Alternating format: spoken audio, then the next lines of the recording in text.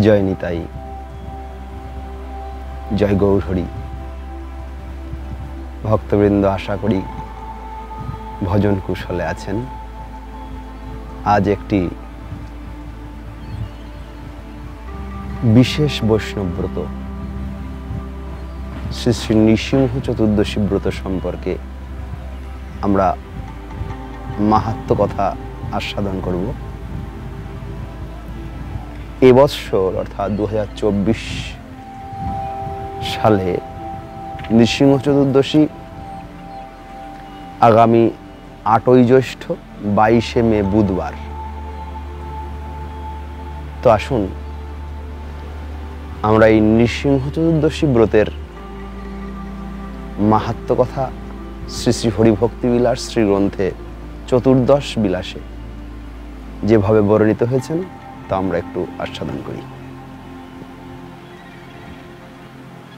এই সম্পর্কে শ্রী শ্রী হরিভক্তি বিলাস বলছেন,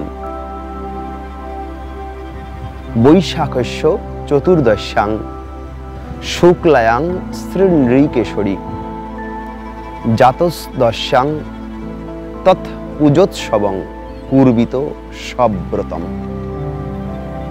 অর্থাৎ বৈশাখের শুক্লা চতুর্দশী তিথিতে নৃসিংহদেবের অর্চনরূপ উৎসব আমাদের প্রত্যেকের করা কর্তব্য।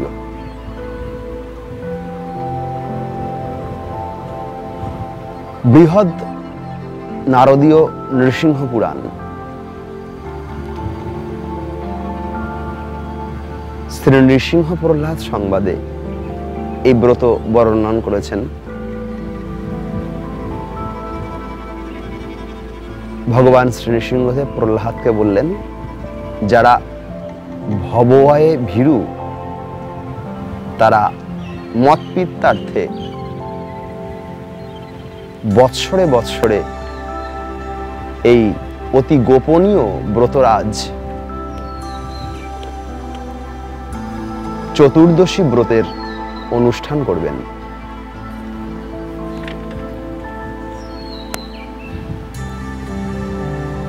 এই পুরাণে প্রহ্লাদের উক্তিতে আছে,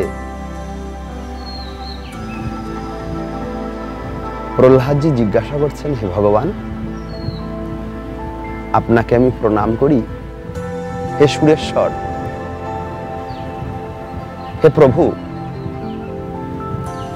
আপনার প্রতি আমার যে এই বহুবিধা ভক্তি এর উদয় হলো কেমন করে? কিরূপেই বা আপনার প্রিয় পাত্র আমি হলাম, তা আমার নিকট আপনি কীর্তন করুন। তখন শ্রী নৃসিংহদেব বলছেন, হে মহামতে, হে বৎস, আমার প্রতি তোমার যে এই প্রীতি তা পূর্বজন্মের এক লীলা রহস্য তোমাকে জানাচ্ছি, শোনো। তুমি পূর্বজন্মে ব্রাহ্মণ কুলে জন্মগ্রহণ করেছিলে, কিন্তু কিচ্ছু অধ্যয়ন করো নাই। নিরন্তর বেশ্যাসক্ত জীবনযাপন, সেই জন্মে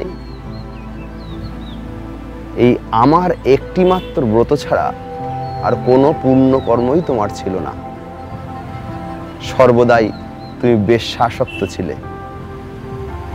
প্রহ্লাদ বললেন, হে নৃসিংহদেব, হে অচ্যুত, হে প্রভু, আমি কার তনয় ছিলাম? কি কার্যই বা করেছিলাম? আর বেশ্যাসক্ত অবস্থায় আমি কিভাবেই বা তোমার ব্রত করলাম? তখন শ্রী নৃসিংহদেব বললেন, হে পুত্র, পুরাকালে অবন্তী নগরে বসু শর্মা নামে জনৈক বেদ বিচক্ষণ এক ব্রাহ্মণ বাস করতেন। তিনি প্রত্যহ হোম যজ্ঞ অনুষ্ঠান করতেন, বৈদিক ক্রিয়ায় নিরত ছিলেন। তার সুশীলা নাম্নী এক পত্নী ছিল। নিরন্তর সদাচার অনুষ্ঠান, প্রতিভক্তি তার ত্রিলোকে প্রসিদ্ধি লাভ করে। কালক্রমে এই সুশীলার গর্ভে ক্রমে ক্রমে 5 পুত্রের জন্ম হয়। এই পুত্রগণ বিদ্যায় বিচক্ষণ, সদাচার পরায়ণ, পিতৃভক্তি সম্পন্ন, কিন্তু তার মধ্যে সর্বকনিষ্ঠ নিরন্তর বেশ্যারত। তুমি সেই কনিষ্ঠ সন্তান। তুমি নিরন্তর বেশ্যারত থাকাতে মদ্যপান পাপকার্যে লিপ্ত হয়ে কিঞ্চিত মাত্র উদ্ধান করলে না, নিরন্তর বেশ্যালয়েই তোমার বাস হলো। একদিন বেশ্যার সঙ্গে তোমার তুমুল কলহ বেঁধে গেল। সেদিন সেই কলহজনিত কারণে তুমি নিরাহারে অবস্থান করেছিলে এবং সেই কলহের কারণে তুমি নিশি জাগরণ করলে, তার সঙ্গ বিবর্জিত হয়ে। আর এই নিশা জাগরণ বশত তোমার দেহটা পবিত্র হলো। তুমি অজ্ঞানেই বহু পুণ্যপ্রদ ব্রতের অনুষ্ঠান করে ফেললে। এই ব্রতটি ছিল বৈশাখের শুক্লপক্ষের চতুর্দশী তিথি। যে ব্রত পালনের কারণে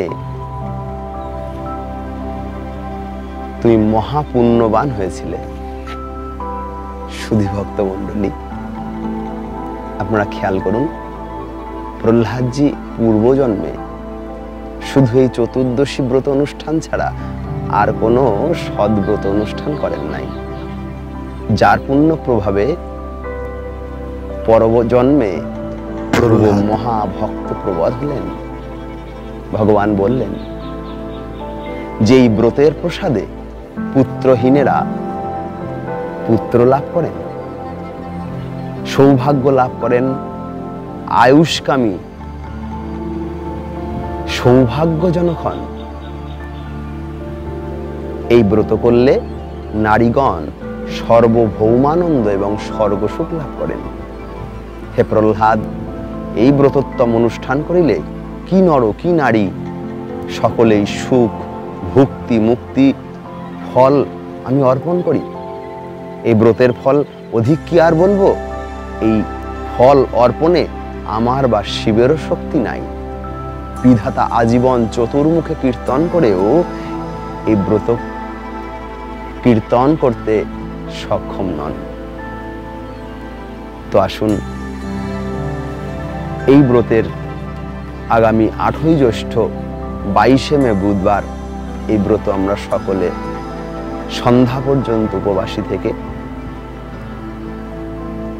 নৃসিংহদেবের অর্চন পূর্বক প্রসাদ চরণামৃত অনুকল্প গ্রহণ করে ব্রত ধারণ করে 9ই জ্যৈষ্ঠ 23শে মে বৃহস্পতিবার সকাল 4:57 থেকে 9:22-এর মধ্যে পারণ সম্পন্ন করে আমরা এই ব্রতোৎসব উদযাপন করি। জয় ভগবান শ্রী নৃসিংহদেব কি জয়। সকলের শ্রীচরণ কমলে অশেষ বিশেষ দণ্ডবৎ প্রণতি।